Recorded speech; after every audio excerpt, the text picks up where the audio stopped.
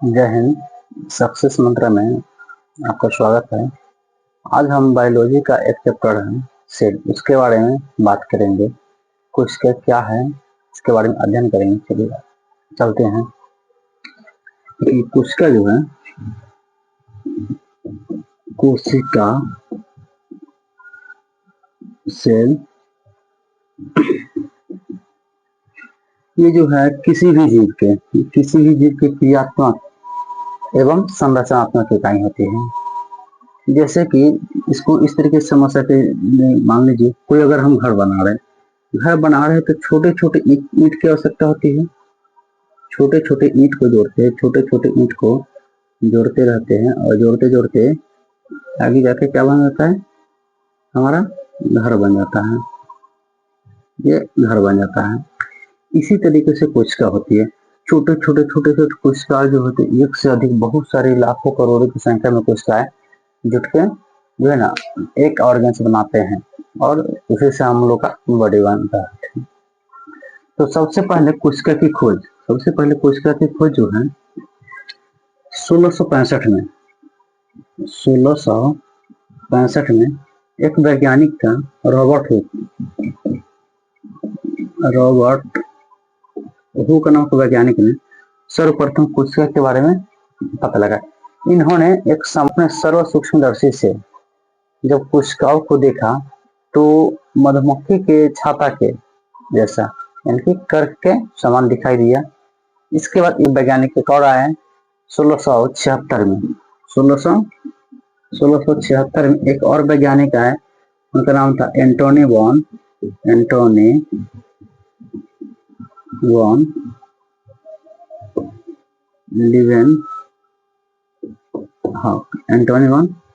Leeuwenhoek. इन्होंने जीवित कोशिका की खोज की। अब सबसे बड़ी दुविधा होती क्या है कि इसको याद कैसे करेंगे। याद रखना सबसे बड़ी चैलेंजिंग होता है। जीवित कोशिका की खोज किसी ने किया, मृत कोशिका की खोज किसी ने किया। इसको बहुत ही आसान तरीके से वैज्ञानिक का नाम है जिन्होंने मृत कोशिका की खोज की, उनका नाम है रॉबर्ट हुक। यानी कि ये हुक किसी चीज को खींचना, हुक खींचे तो ऑब्वियसली है कि वो जीवित नहीं रह सकता है, मर ही जाएगा। तो इसलिए आराम से हम लोग याद कर सकते हैं कि मृत कोशिका की खोज रॉबर्ट हुक नामक वैज्ञानिक ने की और जीवित कोशिका की खोज जो है एंटोनी वॉन लीवेनहॉक नामक वैज्ञानिक ने किया। इसके बाद 1838-39 में 1838-39 के समय में जर्मनी और ब्रिटेन के वैज्ञानिक आए। एक का नाम था स्लाइडेन और एक का नाम स्वान, जिन्होंने कोशिका सिद्धांत के बारे में बतलाया। कोशिका सिद्धांत क्या होती है कि इन्होंने यह बतलाया कि किसी भी जीव का शरीर बहुत एक ही जैसे या बहुत ही प्रकार की कोशिकाओं से मिलकर बना हुआ है। स्लाइडेन और स्वान ने बतलाया कि किसी भी जीव का शरीर बहुत सारे कोशिकाओं से मिलकर बना हुआ है। इसके बाद एक और वैज्ञानिक आए 1855 के समय में। 1855 के समय में उनका नाम था रूडोल्फ विर्चो। 1855 के समय एक वैज्ञानिक आए रूडोल्फ विर्चो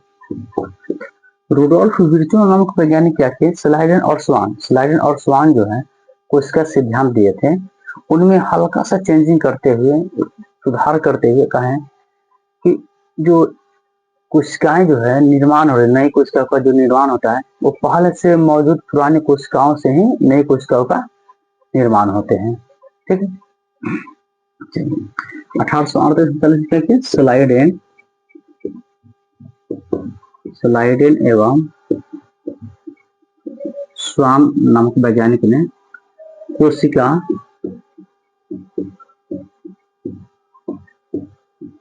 कोशिका सिद्धांत के बारे में बताया और इसी में हल्का सा मॉडिफाई कर दिया विर्चो। अब कोशिका सिद्धांत क्या था? कोशिका सिद्धांत यह था, इन्होंने बतलाए हैं कि जितने भी जीव हैं सभी अनेक कोशिकाएं अनेक कोशिकाओं से बना है, अनेक कोशिकाओं से बना है। और फिर इन्होंने बदला कि जो नए कोशिका का निर्माण हो रहा है, जो नए कोशिका का निर्माण हो रहा है, वह जो है वह पहले से मौजूद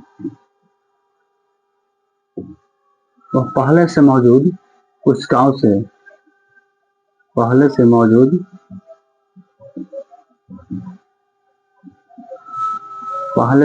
मौजूद कोशिकाओं से हो रहा है।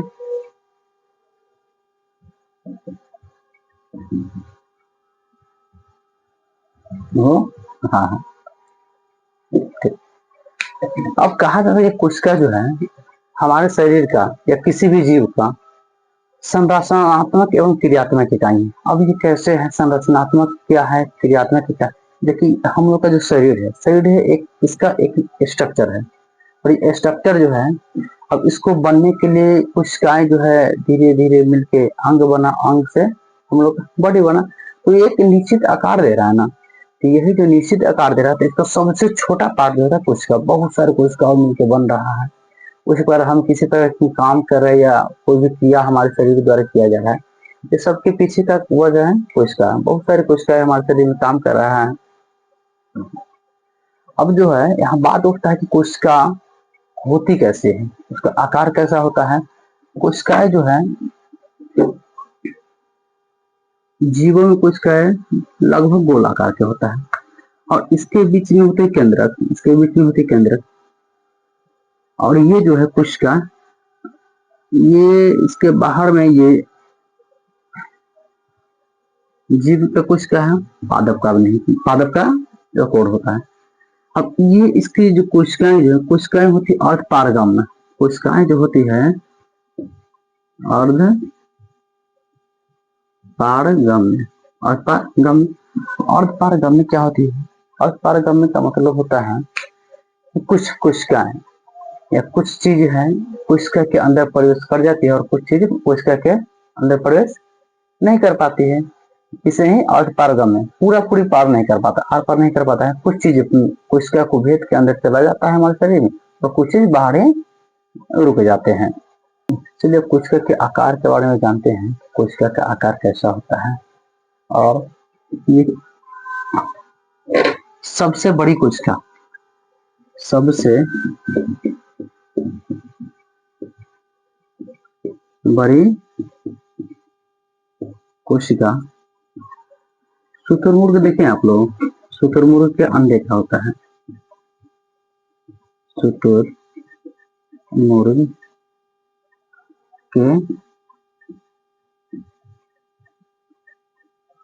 शुतुरमुर्ग के अंडे का होता है। और सबसे छोटी कोशिका, सबसे छोटी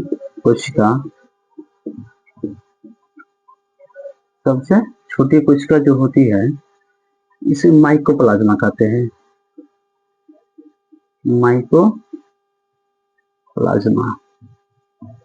इसे माइकोप्लाज्मा कहते हैं। और मानव में अगर हम बात करते हैं कि सबसे बड़ी कोशिका कौन सी, तो सबसे छोटी कोशिका कौन सी होती है, तो मानव में जो है, मानव में सबसे छोटी कोशिका जो होती है वो होती है शुक्राणु।